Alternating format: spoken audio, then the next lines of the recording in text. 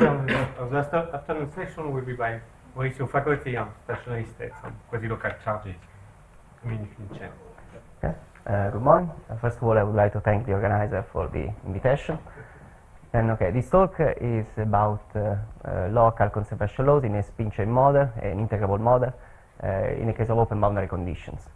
Now, I started thinking this problem because I was interested in another problem, actually, in the problem of non-equilibrium time evolution after global quenches when you have some localized effect.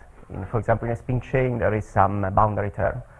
And I was wondering what happens if you are in the bulk of the system and you wait a sufficiently long times. So what happens to the local observables, for example. And immediately I realized that in order to study this problem, I should have known at least the local conservation laws of the model in the presence of boundaries. And so this is why I started looking at my favorite model and tried to construct the local conservation laws. Originally, I thought that it would have been just a very simple exercise, I can move immediately to the other more interesting problem. But as a matter of fact, I was wrong, and I found it was more difficult than I thought. And so this is the reason why I'm talking about this, about local charges, not about quantum quenches today. Okay, well, I should say anyway that in the title of the talk, so the conference starts with mathematical aspects of, and well, I show you that there is a nice correspondence between the local conservation laws in the presence of a boundary for non-interactive models and Topli's plus École operators. In particular, we will see that the problem of finding all the local conservation laws of the model is equivalent to finding the most general block Topli's École matrix operator, actually, that commutes with a given block Topli's. Apparently and surprisingly to me, mathematicians have never considered this problem from this point of view, so this is why I also I'm going to present also these mathematical aspects. Okay, this is the more or less how I organize the talk. So I start with by giving you some motivations for this work, and I'll remind you how to construct the local charges in the framework of algebraic beta ansatz for integrable models.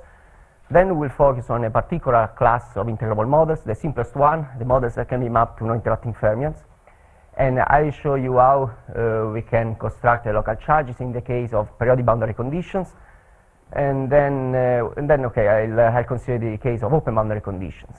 As an example, I'll consider the quantum XY model, which is, if you can say, a rather general non-interactive model. Indeed, it includes a transverse field Ising chain, the XX model, which is equivalent to Argor bosons, and so on. And we'll see that for this model, I'll show you the mapping to Topli's plus École operators, and I'll exhibit some results for specific values of the parameters.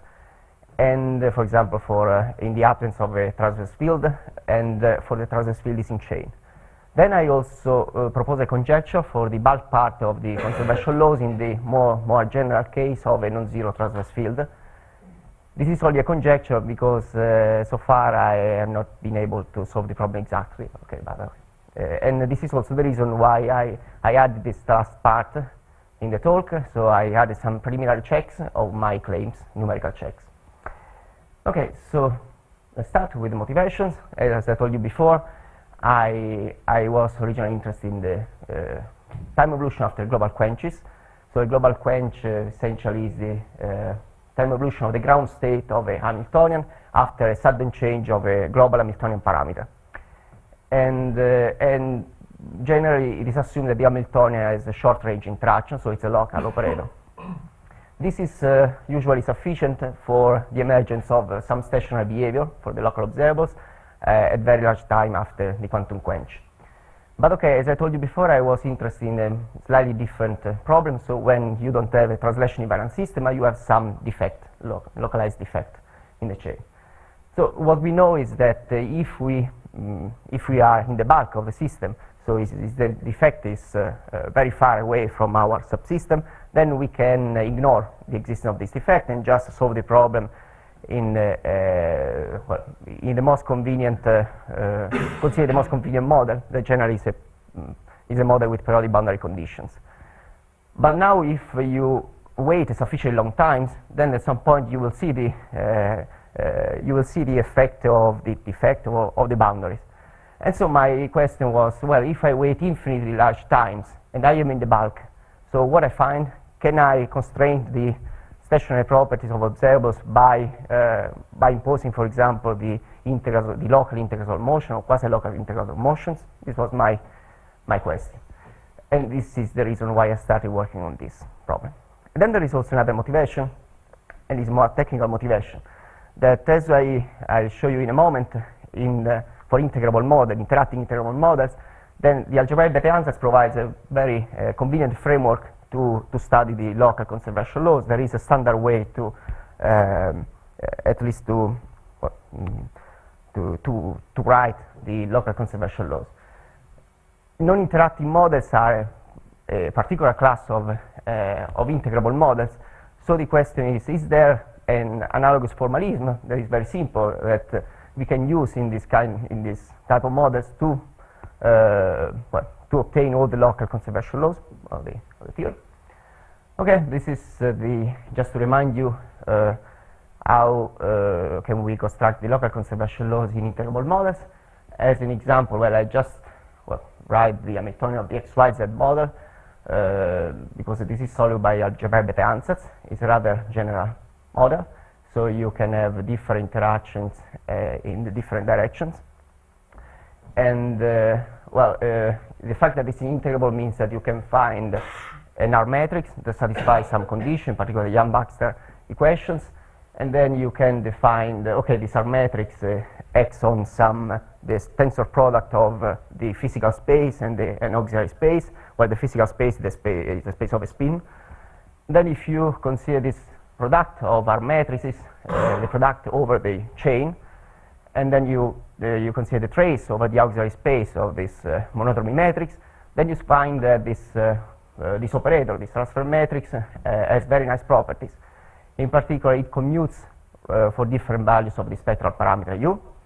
And if you consider the expansion, the series expansion of the logarithm of the transfer matrix around a particular point, the shift point, then you find that all the coefficients of the expansion are local operators. And moreover, the first derivative of the logarithm is just given by the Hamiltonian. So this means that we found an infinite set of local conservation laws using this formalism immediately. Okay, this is not the end of the story. Indeed, in this way we have an infinite family of local conservation laws, but as a matter of fact we can construct even more conservation laws in some cases.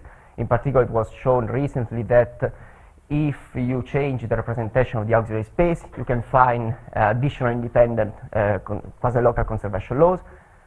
In addition, if you consider specific values of the parameter, Jx, Jy, and Jz, you can have a special symmetry, hidden symmetries in the model, generally related to some loop algebra symmetry. And what happens is that you can have even more quasi-local charges. Okay. What happens if you consider, when I wrote here the transfer matrix, I assume periodic boundary conditions. What happens instead if you have a boundary, if you have open boundary condition, in the simplest case of free open boundary conditions? So, well, essentially what I showed you before follows in the same way. So you can construct all the local conservation laws in the same way. The only thing that you should do is you modify the transfer matrix that now takes this form. Okay. And, despite I'm just presenting this problem from a very general point of view, we can already learn something about the symmetries of the local conservation laws with open boundary conditions. Indeed, if we use just a property of the R matrix, unitarity property, which means that the R matrix at u times R matrix minus u is proportional to the identity, then we can immediately find in a few lines, we can see that the transfer matrix is invariant under chain inversion. But now, because we are constructing our conservation laws from a transfer matrix, then this means that all the conservation laws that we can construct will be even under chain inversion. This is specific to open boundary conditions. Indeed, if you consider in the periodic case, you have both conservation laws that are even and conservation laws that are odd under this transformation. And but now, okay, here comes the nice observation, first done by Grabowski and Mathieu, that, as a matter of fact, the conservation laws with open boundary conditions are related to the conservation laws with periodic boundary conditions. Because if you are in the bulk of the system, then, well, if some operator is conserved with a boundary, that should be conserved also if you consider periodic boundary condition. So what I'm saying is that you can always write the conservation laws in this way. So a bulk part plus a part at the boundaries. And the bulk part should be conserved also in the periodic case. But now, because we know that in the periodic case there are more conservation laws, the conservation laws that are odd under this transformation, that this means that this boundary is destroying half of the, or at least half of the local conservation law. So it is destroying at least infinitely many local conservation laws. And this is very general. Indeed, if you just perturb your Hamiltonian and you just consider localized defect, the most generic localized defect generally breaks integrability. So this means that you don't have any local conservation laws except for the Hamiltonian itself. And okay, this is essentially the reason why I started working on these problems, because the idea was that if you consider global quenches and if you wait a sufficiently long times, then you know that the local degrees of freedom are described by some stationary state. The stationary state is determined by the local conservation laws. But now, just acting locally on a part of the system, we can change the set of the local conservation laws. So we have a local control of a global property of the system. Okay, but this is another story, but I think it's very nice to point out. Okay, so from this, well, we can at least see that in the framework of algebraic Bethe-Ansatz, there is a standard way to compute the local conservation laws. It's not simple, because, okay, the XYZ model is a very complicated model, as a matter of fact, but at least it's an elegant way. Okay. So what about models that can be mapped to non-interacting fermions?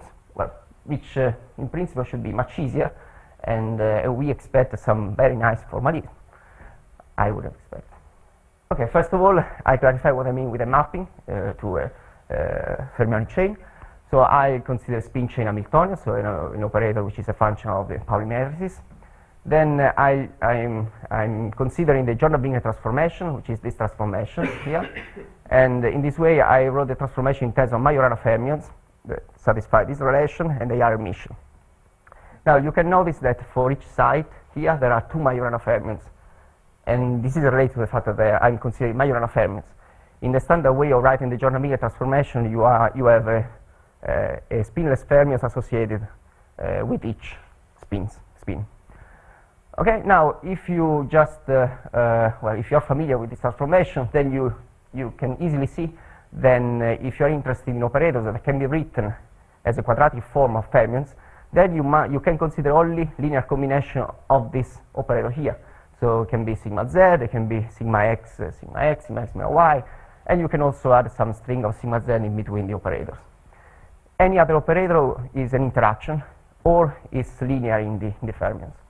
The typical example is the quantum XY model, and indeed here you recognize this kind of interaction, XX, YY, and then there is a transverse field sigma XZ. Now, as a matter of fact, we must be careful about the fact that I'm saying that we are mapping the model to a quadratic form of fermions. This is not exactly true, because if you consider, for example, this model and you assume periodic boundary conditions, then you find that, well, there is also an interaction between the L spins and the first spin. Now, if you apply the Jordan-Wigner transformation, because this is a non-local transformation, then you find that for this term that is at the boundary, then you have that the quadratic part of the operator is multiplied by some spin flip operator, which is essentially the product of the sigma z. It's a simple operator because it commutes with the Hamiltonian, it commutes with any even number of Majorana fermions. And so at the end, this means that you can write the Hamiltonian in this form. So you have a projector over the space in which this operator has eigenvalue equal to -1, in which you see here that it has the correct sign, and you have this quadratic form of fermions, and then you have a projector on the space where this operator is equal +1. This has the wrong sign, so in order to fix the sign, we have to impose anti-periodic boundary conditions on the fermions. So this is what happens. So how can we write, using this, how can we write these matrices here? Well, essentially these matrices have this form. So are block circulant matrices in this case of periodic boundary conditions. Otherwise are block anti-circulant matrices in the case of anti-periodic boundary conditions. And okay, in particular, you can write this the elements of this matrix in this way. So it's like a Fourier transform. Now, why maybe you can worry about this parameter S. You don't know what is S now. And what I'm saying is that when you try to impose translation invariance for the fermions, then you find that because there are two fermions per site, and the translation is on one site, then you can consider the most translation in this matrix notation of 2 in the indices of the matrix. So you have a translation invariant by block of matrices. And so this means that in general S can be chosen to be equal to 1 for how I've written this expression. But as a matter of fact, if you have this structure here, then you can always choose a different representation and say, instead of considering 2 by 2 blocks, I can consider 4 by 4 blocks. Then the structure of the matrix is still block circulant. And the only thing that you should do is you should modify the momentum here, and because now you are somehow changing the interpretation of the internal space. Instead of consider 2 fermions, you consider 4 fermions, and you consider shift of 2 sides, and so on. So what I'm saying is that you can always write this matrix in this form, and you can choose S in an arbitrary way. So S is just a parameter of is related to the representation that you choose. And now and here there is a matrix, a small matrix, which is a 2S by 2S matrix. So in the simplest case, it's a 2 by 2 matrix, which is called symbol. It's a symbol of the block circulant or block anti-circulant matrix. So okay, what about the conservation laws? Well, we can use the same answers as for the Hamiltonian, because we can assume that they are non-interacting, then we assume that they are translation invariant, and then, so the form is this one. Now, it's simple to show that if you impose that the commutator between H and Q is equal to 0, then it follows that also the commutator between these two matrices should be equal to 0, both for plus and minus, and it follows for the properties of the circulant matrices that also the commutator of the symbols associated with the two matrices should be equal to 0. So we simplify the problem very much, because we started with a quantum many-body system, and now I'm saying that in order to compute the conserved quantities, I have to solve this equation, and these are matrices, 2 by 2 matrices in some cases, so it's a very simple problem. But what about locality? Because generally I'm interested in the local conservation laws. Well, if you look at these matrices here, then you realize that in order to be local, this operator, you should have a finite number of diagonals different from 0 around the main diagonal.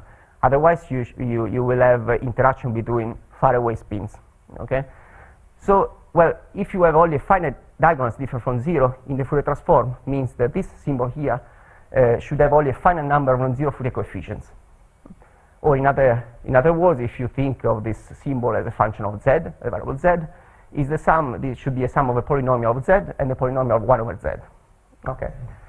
So, yeah, okay, moreover, I forgot to tell you that because of the algebra of the Majorana fermions, then the symbols satisfy particular properties. In particular, it is an imaginary function, an pure imaginary function, and the transpose of the symbol of 1 over z is equal to the symbol of z. Just that two properties. Very much. Yes.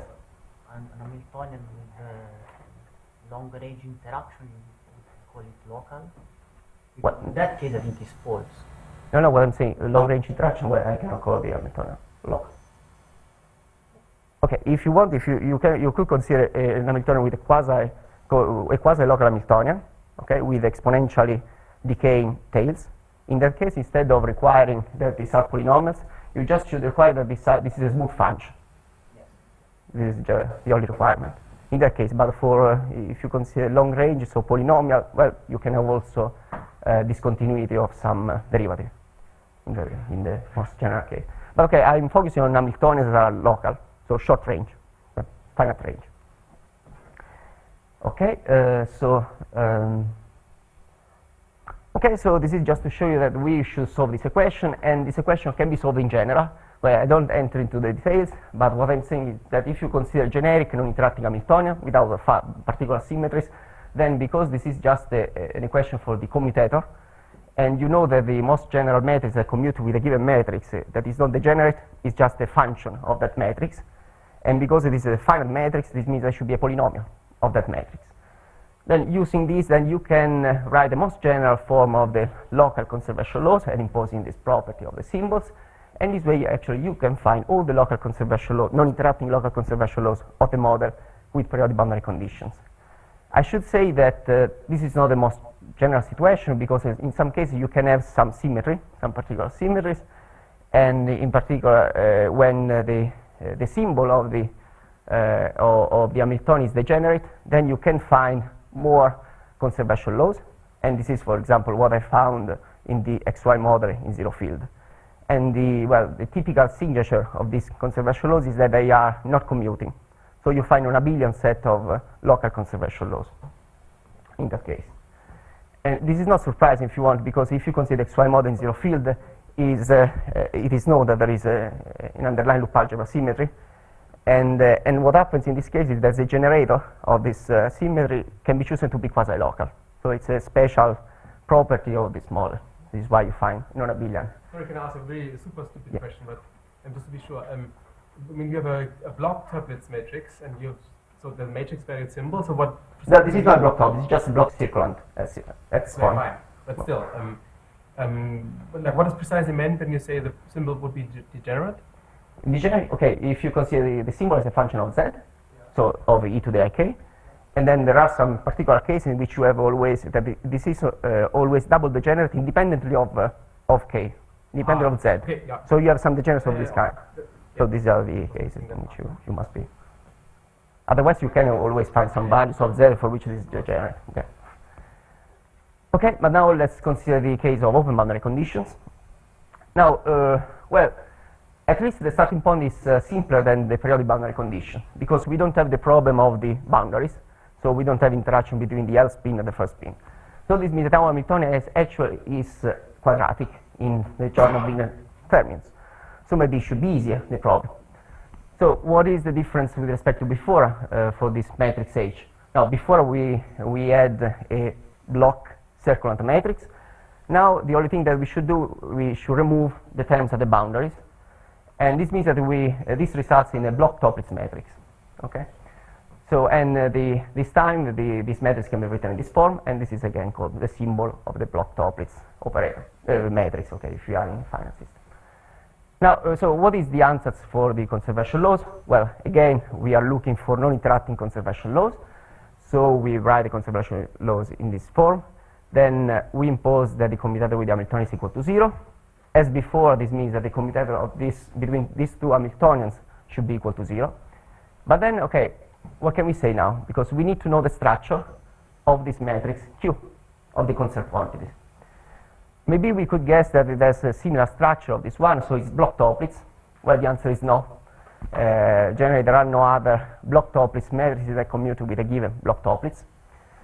But what we already know, because as I told you before, we know that in the bulk, at least we know this conservation law should be undistinguishable from the periodic case.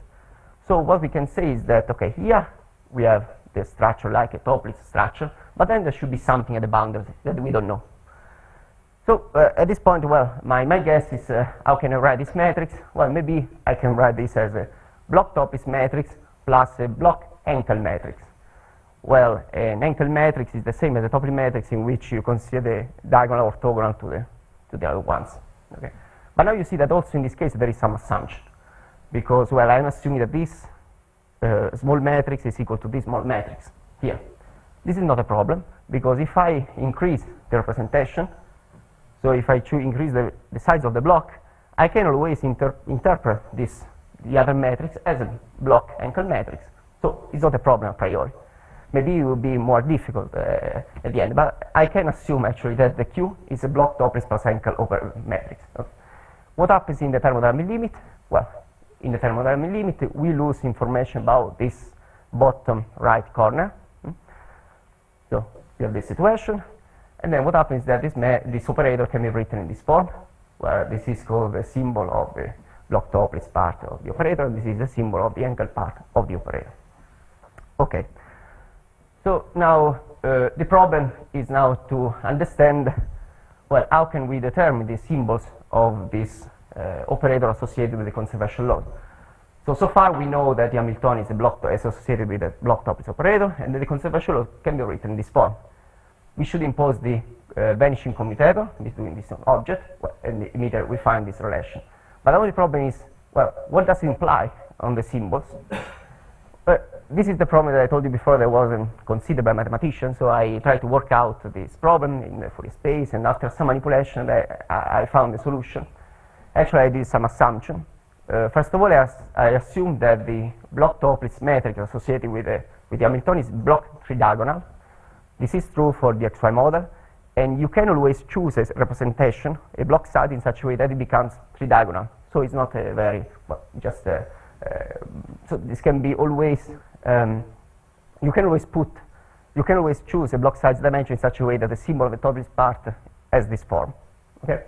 And then, okay, I used this convention, so I isolated the analytic part of the symbol from the other part. So this is a polynomial in Z without constant term, this is a constant term, and this is a polynomial in 1 over Z. Okay, using this assumption, this is what I found. These are the conditions that should be satisfied by these symbols.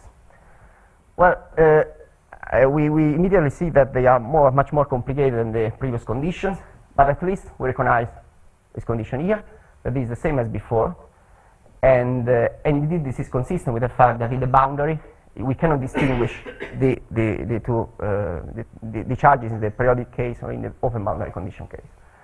But then the problem is that, well, there are all these terms that I don't like, because there are the derivatives of the symbols computed at a particular point at 0, so it's not very elegant. Okay, so this is why maybe, well, at this point we should think that maybe I chose the wrong route, and maybe it's easier to just diagonalize the model and find the local conservation laws. So let's see whether it is the case. So let's consider again the quantum XY model. So now we choose a particular model, while before it was general. So we choose this model, and then, well, you can diagonalize the model. Yes, in the case of the Ising model, this is very easy, diagonalization. For the XY model in zero field, it's easy. If you consider generic parameters, well, I should say that it's not easy. And I don't know any paper, any scientific work in which this is done properly. I found some wrong results, but okay. So it's not, apparently it's more complicated than one could think. Yes? Corrigan has a paper about this. Yeah, could I? The wrong paper, you mean, Rob? Okay, now, but no, why you say I didn't do it? But didn't you say that you only would know the wrong paper about it? I know some wrong paper, yes. Oh, okay. But I don't know the correct paper. So if you know the correct paper, I will be happy to to acknowledge it. So you can do, but the problem is that, okay, I'm not saying that it's impossible. You can set up the problem, so and then you just have to solve some equation, but it becomes very difficult to find some closed form equation. So it's very difficult, and at the end, as we'll see, finding the local conservation laws means that you must guess the form of the local conservation laws. And in this case, it becomes very difficult to understand what you should guess. So this is why I'm saying, for example, in this model, I didn't diagonalize the model, I only obtained the quantization conditions. And they are rather complicated, I should say. Okay, anyway, let's consider the intermediate model. So the case h equal to 0, just to give you an idea of what one should do to compute the local conservation law. This is the Hamiltonian. If you diagonalize the model, I don't sketch diagonalization because it's something that is known, I think.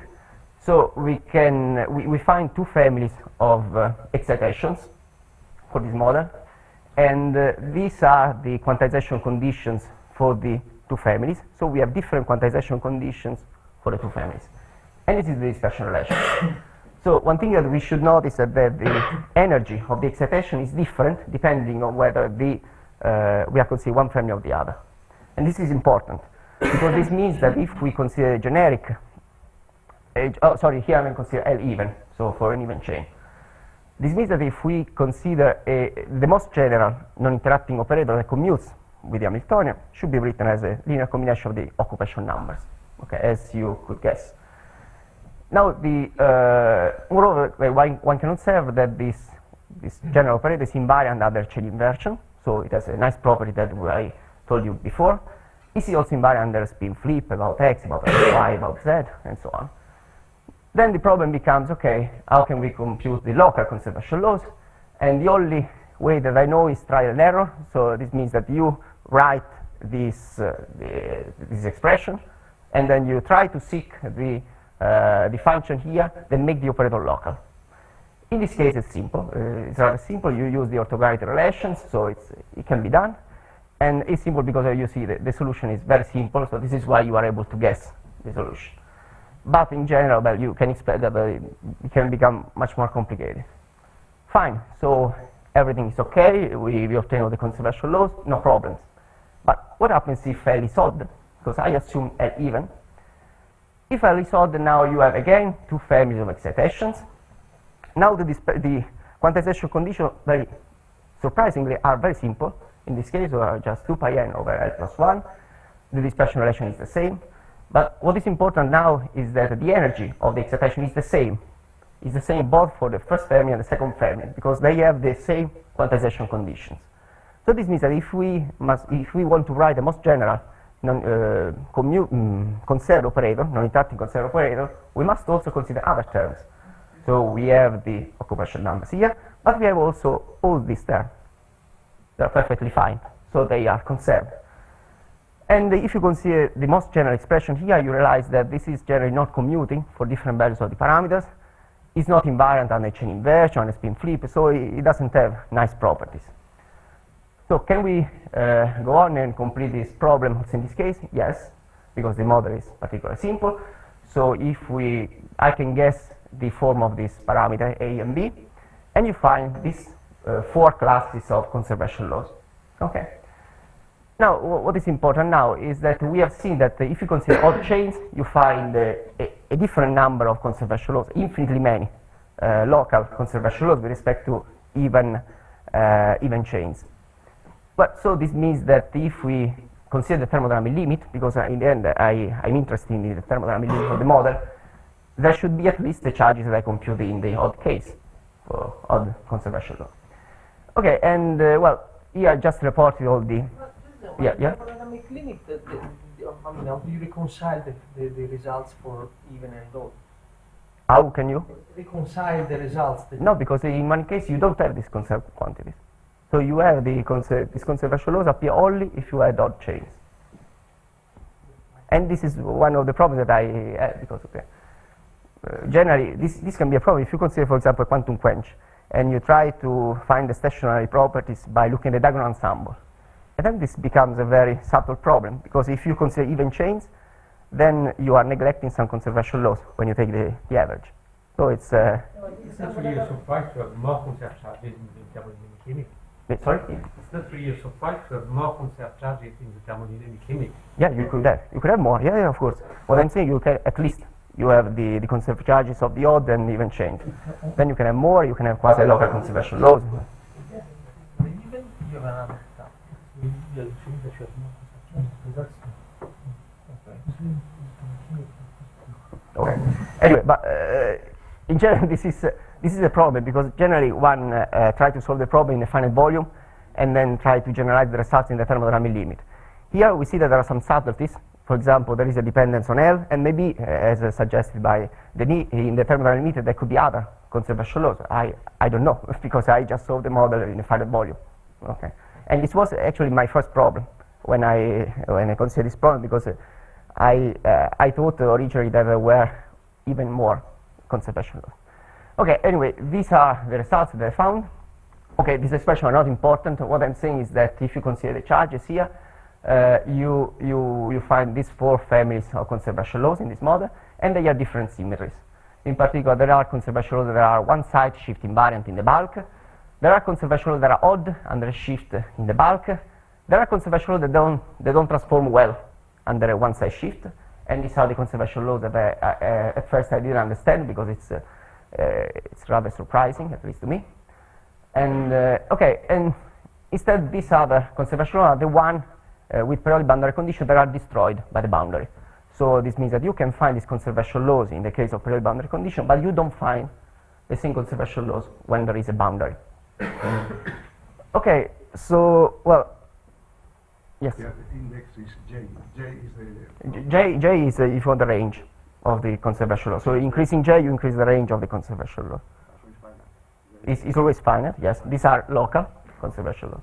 Well, I should say that in the open boundary condition, you find always a quasi-local, quasi-localized conservation laws at the boundary, because you have a bound state in this model. But okay, I just neglected this part.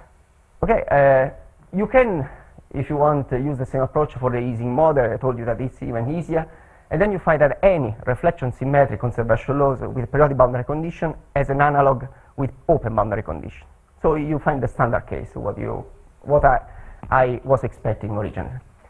But now the problem is that I couldn't solve, I couldn't use the same approach for the XY model in a transverse field. And and it was a problem to me. So this is why I go back to the questions that I derived before for the symbols. So let's try to just look at this equation from a different point of view. And let's say, okay, let's assume, first of all, there's an observation. These equations are linear in the symbols. This is a very trivial observation, and this means that the sum of two conservation laws is conserved. Okay, so nothing surprising. But now let's hypothesize that if we fix the block size S, then we can find a sufficiently large number of solutions such that we can impose a further constraints. So we can impose that this derivative at 0 are equal to 0. Then at that point, we see that we can simplify this equation, and we end up with this system, which is much easier, at least with respect to this one. And okay, so what about this system? The nice thing is that there is an invariance, and you can show that the system is invariant under this transformation. So you can multiply the analytic part of the symbol by z to the j, and also the École part of the symbol by z to the j. This transformation actually increases the range of the operator. So we have found a general way to produce an infinite family of local conservation laws, also for open boundary conditions. Okay, there are also other symmetries that, for example, the Hamiltonian is invariant under chain inversion, and this means, for example, that the symbol has this particular property. Okay. It's not important now, but what I'm saying is that you can simplify further this equation, and what happens is that you find now the third equation becomes an equation for a commutator, which I like because I know how to solve equation for commutators.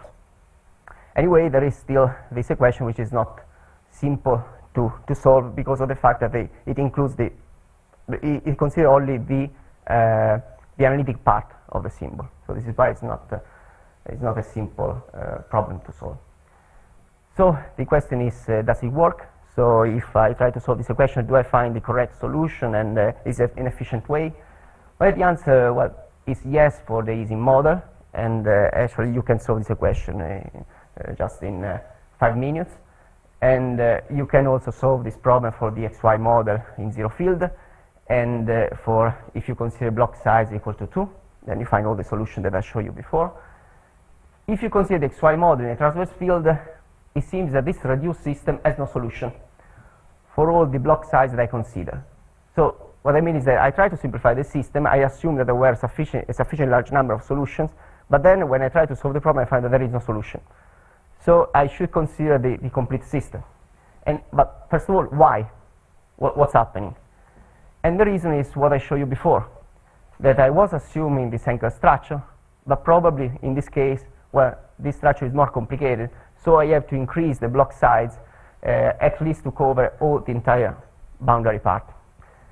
This is a problem because, okay, it becomes a very important problem. It becomes very difficult to solve this equation, and I just solved the equation for some values of block size up to 16 matrices, and I always found solutions for which the bulk part have this property. So if you consider the symbol of the top least part is just equal to the symbol of the top least part of the Hamiltonian times this function to the 2j. The first thing that we can notice is that here there are only even powers of j. Instead, if you consider, for example, in the periodic case, when you write the conservation laws, you find cosine k to the j, if you want. So the first question is, well, are we including all the conservation laws, reflection symmetric conservation laws in this expression? Because we have infinitely many local charges. But the question is, is this set complete in a sense among the reflection symmetric operators? Well, and the answer, well, it seems that depends on the values of h and gamma, or the Hamiltonian parameter. For h larger than gamma square minus 1, the answer is yes. It turns out that the odd powers are dependent on the other. So this means that, as a matter of fact, any conservation laws in the periodic case as an analog in the open case. The only subtlety is that what happens is the boundary part is not local, but it's quasi-local. So you have an exponential tail at the boundary if you choose the wrong conservation laws, if you want. Instead, if you consider h smaller than gamma square minus 1, the answer is no. And what I mean is that these conservation laws with the node exponent here are independent of the other. And so the problem becomes, okay, I only work out the local conservation laws. So is it possible that there is a quasi-local boundary term that fix this problem and make them conserved? My answer is I don't believe it, and now I show you why. Okay? And to that end, I consider the global quench. So there is an equilibrium time evolution of some simple state. So I consider the state with all spins in the arc direction. And then what I'm doing here is that I consider in this particular operator that has the property that has the bulk part exactly equal to the bulk part that I showed you before. Okay, so this is conserved in the periodic case, but I allowed for any possible exponent, odd and even exponents. Okay, I consider this kind of operators without boundary terms. And what I do here, I consider the time evolution of this operator, and I subtract their expectation values at time equal to 0. So why this is a convenient quantity to consider? Well, the reason is the following. Because let's assume now that there is a conservation law, there is a real conservation law that has the same boundary part of Qj, and then there is some quasi-local boundary part. Okay?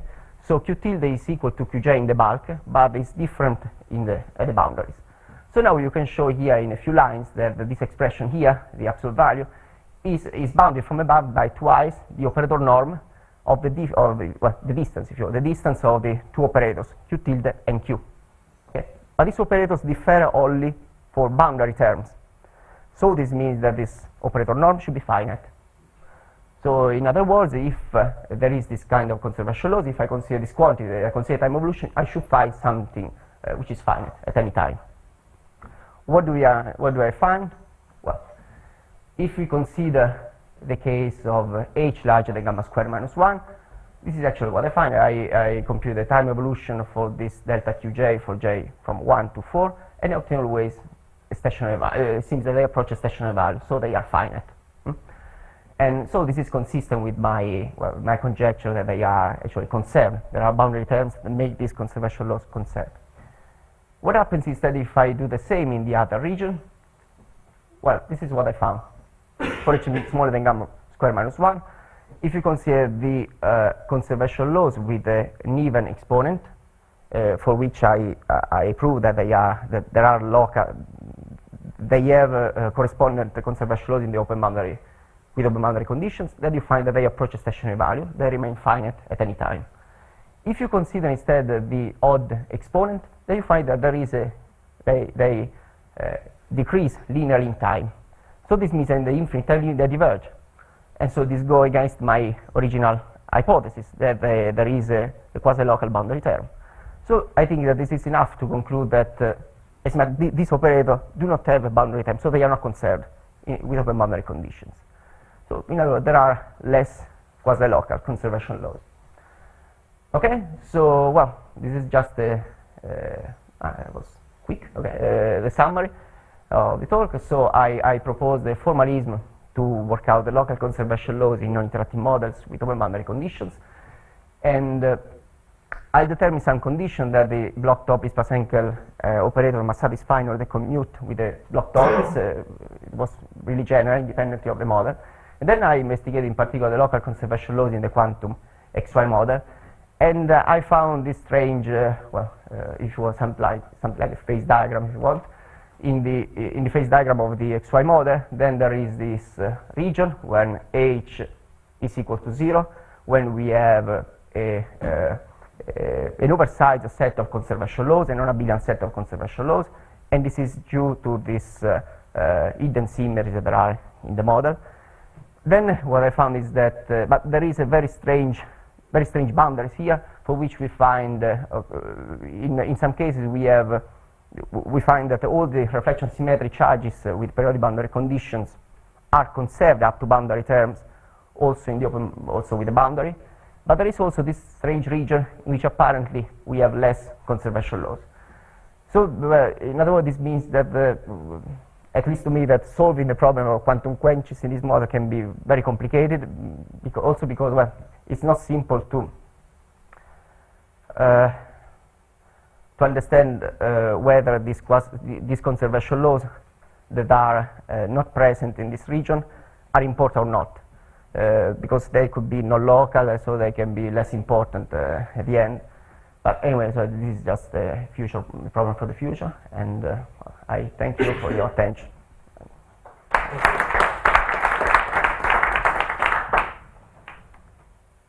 Any questions? Absolutely. So the point, the pinching point there is gamma equal. This is an easy model. So gamma equal 1. So indeed, this is a trivial case in which you don't have problem. And so if you just started looking at the easy model and you say, I find the conservation law, you don't find any problem, maybe you think, well, everything is trivial, but then... In the non-abelian case, you take the commutator of two charges, you get another concept. Yes. Yes. And you look at the algebra, yes. Law? Yeah, it's exactly, they are generator of the loop algebra symmetry. That is known how they model. And the strange thing, because generally the generators are non-local quantities, and at least in the XXZ model, I don't know any quasi-local representation. In this particular case, you can show that you can find quasi-local generators, and so this means that you can, at the end, you can construct local conservation laws. So, but I guess that this is specific to this value, so I don't think that if you consider the other values of delta equal 1/2, for example, you find a similar structure. It's unlikely that you can find quasi-local generators.